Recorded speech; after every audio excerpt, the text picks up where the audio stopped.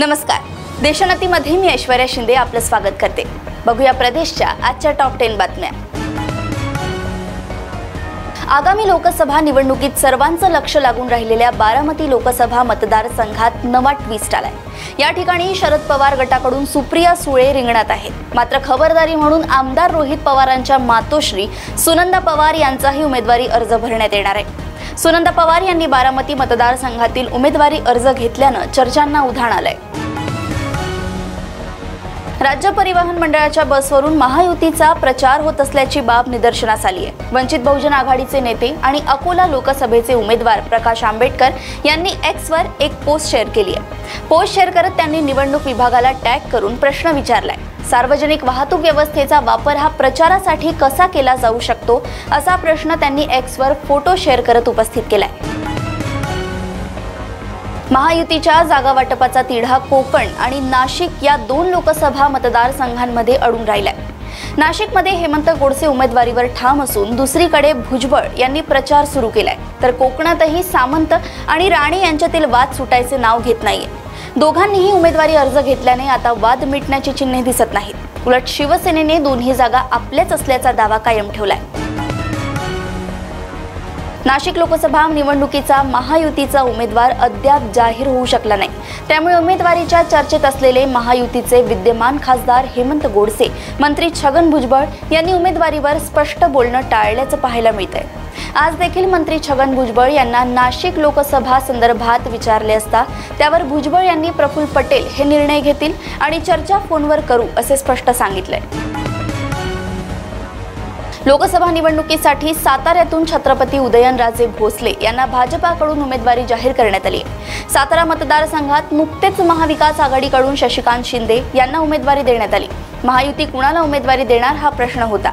उदयनराजे भोसले हे उमेदवारीसाठी इच्छुक होते। अखेर उदयनराजे यांच्या उमेदवारीवर शिक्कामोर्तब झालाय।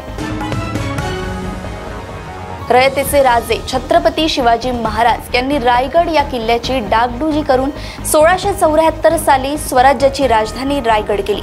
आता या आगामी लोकसभेत रायगड लोकसभा मतदारसंघातून कोण बाजी मारणार याची उत्सुकता नागरिकांना लागली आहे।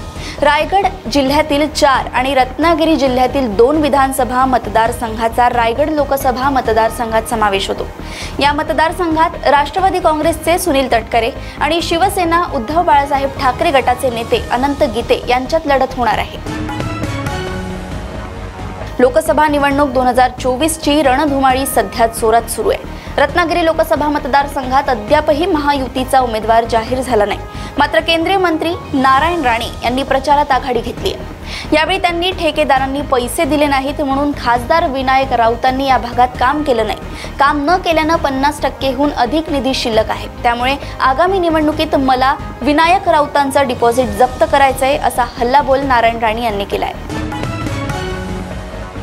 सांगलीच्या जागेवरून नाना पटोले यांनी सूचक वक्तव्य केलंय। महाविकास आघाडीत काम करताना सांगलीची जागा ठाकरे गटाला सुटली आहे। मात्र तिथे ठाकरे गटाच्या उमेदवाराचा काही बेसच नाही। मात्र आघाडीत असताना चर्चा झाल्यावर आपल्याला गोष्टी निभावून न्यायच्या असतात। चंद्रहार पाटील यांना ठाकरे गटाने उमेदवारी दिली आहे, त्यामुळे त्यांच्या पाठीशी उभे राहू असं नाना पटोले म्हणाले आहेत। सोबतच मोदी सरकारला हटवण्यासाठी एक जागा महत्त्वाची आहे। अजूनही वेळ गेली नाही, त्यामुळे शक्य असेल तर निर्णय घेता येऊ शकेल असा आशावाद देखील नाना पटोलेंनी व्यक्त केलाय। महाविकास आघाडीमध्ये सांगली लोकसभा मतदारसंघावरून तिढा वाढल्याचं दिसतंय। काँग्रेसच्या विशाल पाटील यांनी 2 अर्ज दाखल केले आहेत। त्यामुळे आता ठाकरे गटाचे उमेदवार चंद्रहार पाटील यांच्या समोरील अडचणी वाढल्याचं दिसतंय। आता यावर शिवसेना ठाकरे गटाचे प्रमुख माजी मुख्यमंत्री उद्धव ठाकरे यांनी प्रतिक्रिया दिली आहे। अपक्ष उमेदवारीचा महाविकास आघाडीला फटका बसणार असं काही नाही, कारण देशात हुकुमशाही विरोधात जनमत तयार झालंय। जर कुठे बंडखोरी होत असेल तर ती थांबवणे ही त्या पक्षाची जबाबदारी आहे। पण जर बंडखोरी झाली तर जनता त्यांना स्थान देईल असं मला वाटत नाही, असंही उद्धव ठाकरे म्हणाले आहेत। गेल्या काही दिवसांपासून देशभरात उन्हाचा कडाका कमालीचा वाढलाय। मनसे प्रमुख राज ठाकरे यांनी एक पत्र लिहून राज्य सरकारसह राज्यातील जनतेला महत्त्वाचं आवाहन केलंय।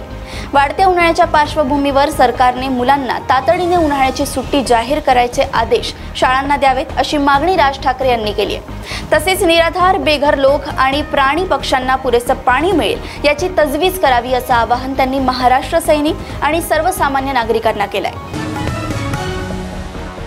अशाच प्रदेशातील टॉप 10 बातम्या जाणून घेण्यासाठी बघत रहा देशोन्नती। आणि अजूनही तुम्ही आमच्या चॅनलला लाईक आणि सबस्क्राइब केले नसेल तर लगेच लाईक आणि सबस्क्राइब करा आणि बघत रहा देशोन्नती। नमस्कार। ठळक घडामोडींसाठी देशोन्नती न्यूज चॅनलला सबस्क्राइब करा आणि बेल आयकॉन प्रेस करा।